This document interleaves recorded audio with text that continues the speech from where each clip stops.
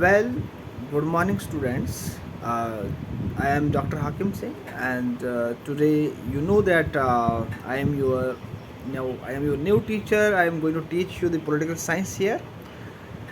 Uh, Many people try to define this political science in their own way, but if you are preparing for any competitive exam or if you want to join any further courses in a very reputed schools, and if you want to know and if you want to do that in the political science subject, so you need to be very sensitive, and you need to be very confident, and so far as the political science knowledge is in concerned, we can't behave like a layman, because a very popular saying is there. If you go to the society, you will find that people may link this political science with the politics.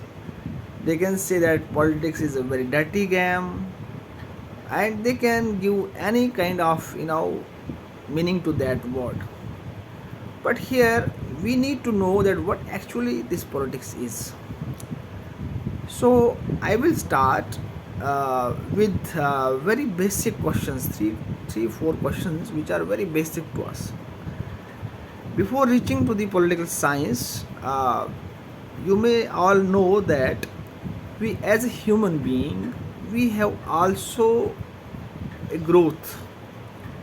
We have also been evolved from, or I can say through different stages, as we all believe that once upon a time we were like animals. So similarly, there is a growth of political science. If we are seeing that nowadays we have political science subject as a separate subject, so there is a growth. There is a lot of history behind that. We need to know about the genesis of the political science. So when we go and when we dig deeply, we find that the political science was not a science at a particular point of time. So what was there? We have to know that. So first I will start with the philosophy. You all have heard about the word philosophy. So philosophy is known as the mother of all the subjects. It means that every subject has been grown, has been has been born out of that particular I will say in discipline. Philosophy is what? Philosophy is a continuous search for knowledge. So if I will go into the growth of the subject, that is political science, when the person has started first time thinking about that what is life, the question of what is life, for every philosopher the basic question was what is life. So everyone tried to solve that, but a political philosopher tried to solve it in a very different way. What was that different? We need to know, and that was that the life is not merely a survival. Life has to be a good life. Now the question is that how to lead a good life.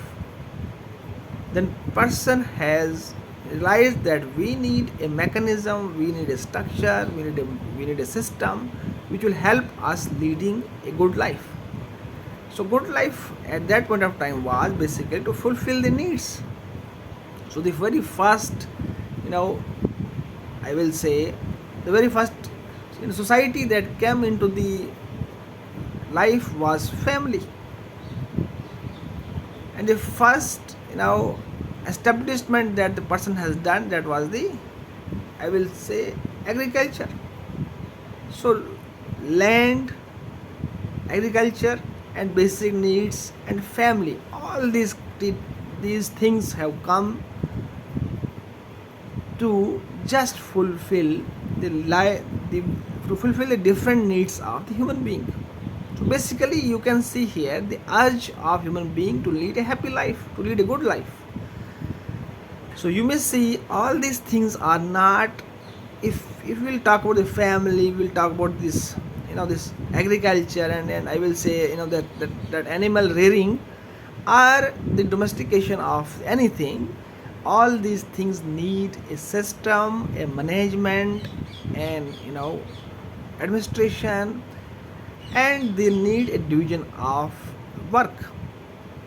So when I say the division of work means who will do what, which work is to be assigned to whom, and who will be the head of that work, who will be the doing the work basically, and at the same time who is responsible to whom. So all these things, all these terminologies which at present or modern times we say and we try to study under the political science like state, it was family at that point of time. When we say this political economy, it was agriculture at that point of time. When we say father, I mean what we say today as a prime minister, as a king, at that point of time it was father.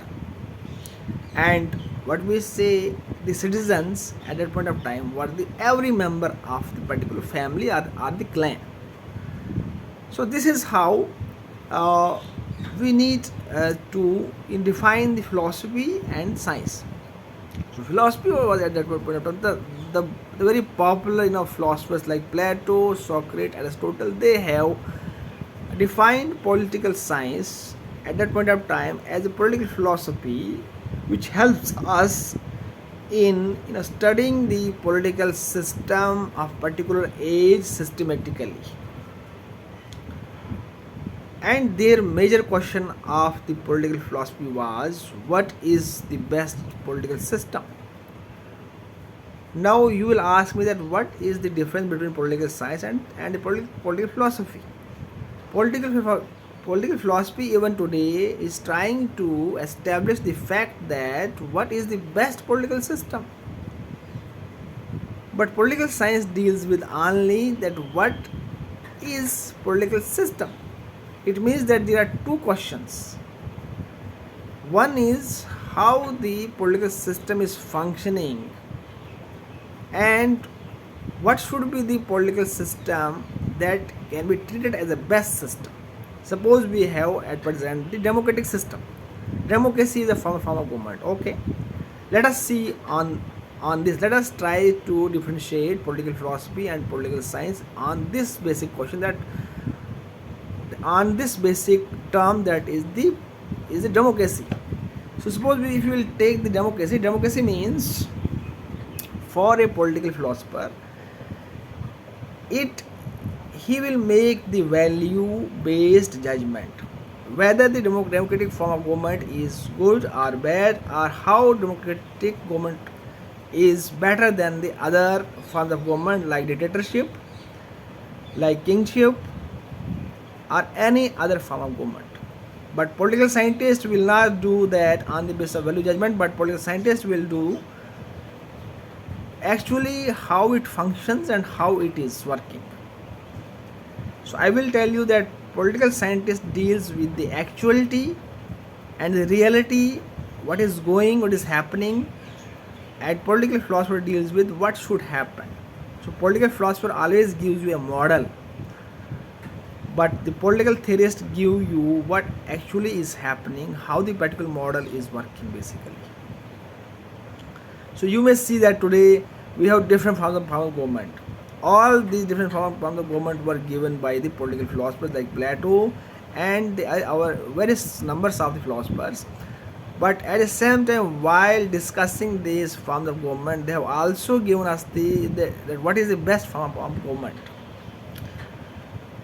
Suppose we will take the example of democracy again. India is a democratic country. But if you will go by the political science can go for the collection of data. It will talk on the basis of facts.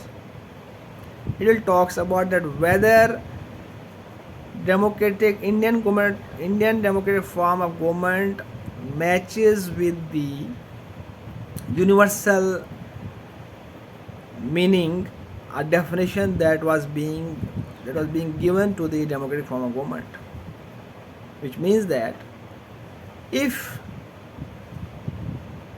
we have decided, if we have declared that this democratic form of government is the best government, why it was being treated as the best form of government? Because it always stands for people, it works for people, and there is a participation of people in it. People are happy, means everything is done with the consent of the people, everything is done for the people. But do you really feel that this is happening in our country? It may happen, it may not happen. So political scientists will do what?